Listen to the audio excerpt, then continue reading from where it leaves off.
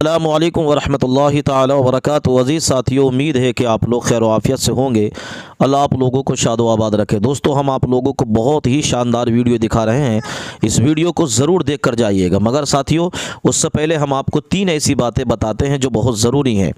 Number 1, अपने बड़ों को सलाम करें, अपने छोटों पर शफ़क़त करें। अफ़शुस सलाम बैनकुम, अपने दरमियान सलाम को आम करो। नंबर 2, जब खाना खाएं तो सीधे हाथ से खाएं, बाएं हाथ से खाना ना खाएं। बाएं हाथ से खाना खाना शैतान का काम है। नंबर 3, जब खाना खाएं तो दस्तरखान बिछा कर खाएं, इसलिए कि दस्तरखान पर जब बैठकर खाना खाया जाता है तो वो खाना अल्लाह की बारगाह में दुआ करता है, मालिक इस बंदे ने मेरी इज़्ज़त फरमाई है, तू भी इस बंदे की इज़्ज़त फरमाना। नंबर 4, दोस्तों, मस्जिद में दाखिल हों तो दाहिना पैर अंदर रखें और जब मस्जिद से बाहर आएँ तो बायां पैर बाहर रखें। अजीज साथियों, कपड़ा पहने दाहिनी तरफ से, पैजामा पहने दाहिनी तरफ से। ये कुछ सुन्नतें हैं जो मैंने आप लोगों के सामने बयान फरमाई। आइए सुनते एक वीडियो, और इस वीडियो को जरूर सुनकर जाइएगा आप लोग। एक अच्छे विषय पे आज आप लोगों ने प्रोग्राम रखा।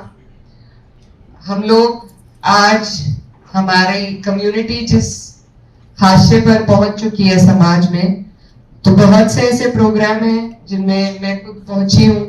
हर जगह हम पहुंचते हैं जहां आवाज उठानी होती है, आवाज भी उठाई जाती है, लेकिन कभी भी हम इंट्रोस्पेक्ट नहीं करते।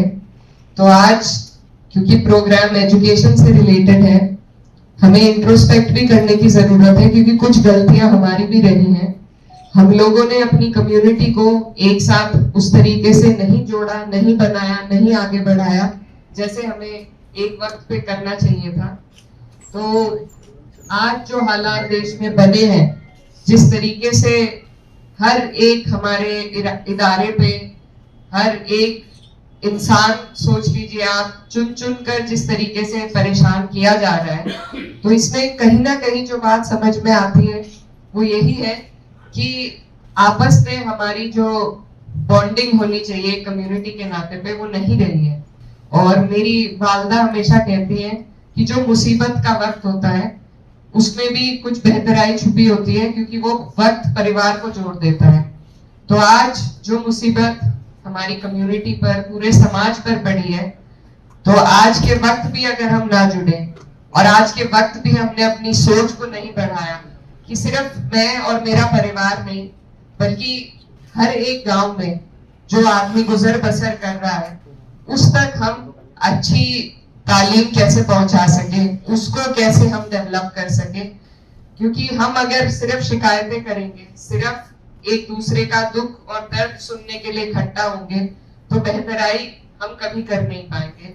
मैं माफी चाहती हूँ कि मैं इस तरीके से आपको कह रही हूँ, लेकिन क्योंकि ऐसे कई प्रोग्राम्स हम अटेंड कर चुके हैं, कभी फॉलो अप नहीं होता है, ये हमारी खामियां हैं। हमें उन पर भी सोचना पड़ेगा कि हम लोग बैठकर बात करते हैं, अच्छे से अच्छे भाषण दिए जाते हैं, इमोशंस को बहुत ऊपर उठाया जाता है, लेकिन फिर फॉलो अप किसी भी पेचीदा मुद्दे पर, किसी एक विषय पर कभी फॉलो अप ना तो हम लोग करते हैं और ना आगे बढ़ने का कोई प्लान, कोई रोड मैप बनाते हैं। तो आमिर भाई, मैं आपका शुक्रिया अदा करना चाहती हूँ कि पहली बार ऑन पेपर एक रोड मैप हमें मिला है, और इसीलिए कोशिश करके मैं यहाँ पर आपके बीच आई कि अगर हम लोग जो अलग अलग बैकग्राउंड से आते हैं, आप सोशल सेक्टर से हैं, हम पॉलिटिकल से हैं, और तमाम यहाँ पर जैसा कि आपकी एसोसिएशन का भी नाम है, एसोसिएशन ऑफ मुस्लिम प्रोफेशनल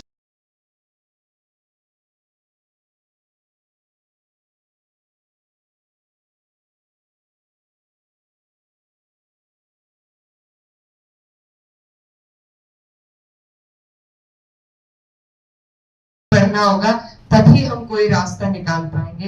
तो आपने मुझे यहाँ पर बुलाया, और मेरी आपसे खास तौर पर गुजारिश है कि मैं जिस इलाके से आती हूँ, मेरे पर बहुत बड़ी जिम्मेदारी है, और अगर उसमें आप लोगों ने मदद ना करी तो शायद अगली बार मैं भी आपके बीच नहीं आ पाऊंगी। तो इसलिए आप मेरी डिस्ट्रिक्ट शामली, सहारनपुर, मुजफ्फरनगर, ये सब हमारा इलाका है। यहाँ पर बहुत जरूरत है। दिल्ली के बेहद नजदीक होते हुए भी सोच में, विचार में और कई सहूलतों में हम बहुत पीछे हैं। तो मैंने कई कॉन्फ्रेंसेस साउथ की स्टेट्स की भी अटेंड करी है। वहां महाराष्ट्र से आते हैं, वहां पर बहुत अच्छा काम चल रहा है। हम केरला गए थे, तमिलनाडु का हम जिक्र सुनते हैं। तो उस तरीके का कॉन्सेप्ट हमें उत्तर प्रदेश, बिहार, झारखंड इधर की जगह पर बहुत कमी है, और सबसे ज्यादा जरूरत है कि इन जगहों में हम काम करें। हमारे प्रदेश में जो सरकार चल रही है, आप लोग समझते हैं किस तरीके से वो काम करती है। तो हम लोग तो बिल्कुल तलवार की नोक पर हैं, तो इसीलिए आप सबकी ज्यादा जरूरत हमें है। और हमारी तरफ से मैं ये कहना चाहती हूँ कि मैं खुद खासकर लड़कियों के लिए, शिक्षा के लिए हम चाहते हैं कुछ ना कुछ काम जरूर हो, क्योंकि लड़कियां जब तक तालीम हासिल नहीं करेंगी, समाज आगे नहीं बढ़ पाएगा। तो उस विषय में मेरी खुद बहुत रुचि है कि हम काम करें, और आप लोगों का सबका सहयोग होगा तो मुझे उम्मीद है कि ये काम जल्द से जल्द हम कर पाएंगे।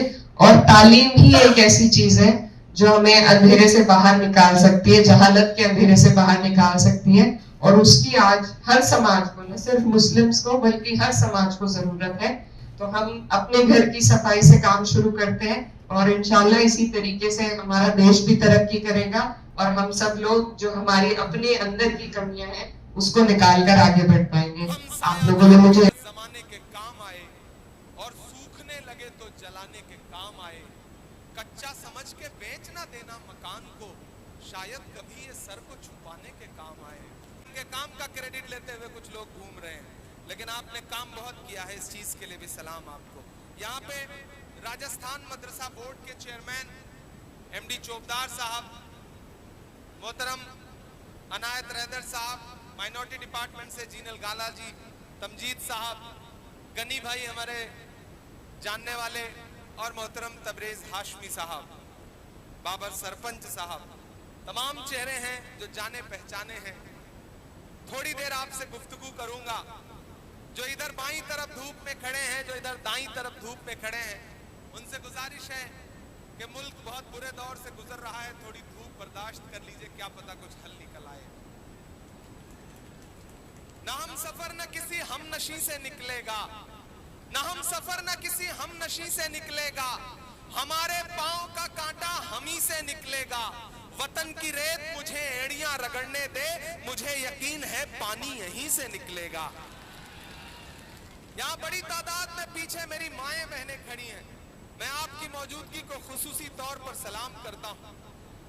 आपके चहेते प्रत्याशी प्रोफेसर मुसव्विर आलम साहब, पहले इनके बारे में सिर्फ सुना था, लेकिन पिछले दिनों जब इनसे पहली बार मुलाकात हुई और मैंने इनका ट्रैक रिकॉर्ड देखा, तो मुझे लगा एक शख्स पिछले 64 साल की जिंदगी में तकरीबन 40-45 साल से बहादुरगंज की आवाम की खिदमत करते हुए ये भूल गया कि उसका अपना भी कोई जाती मफाद है। जिस इंसान ने अपने इसी कुर्ते के दामन में ईंटें ढो करके, बालू ढो करके बहादुरगंज कॉलेज जैसा एक तालीमी इदारा खड़ा कर दिया,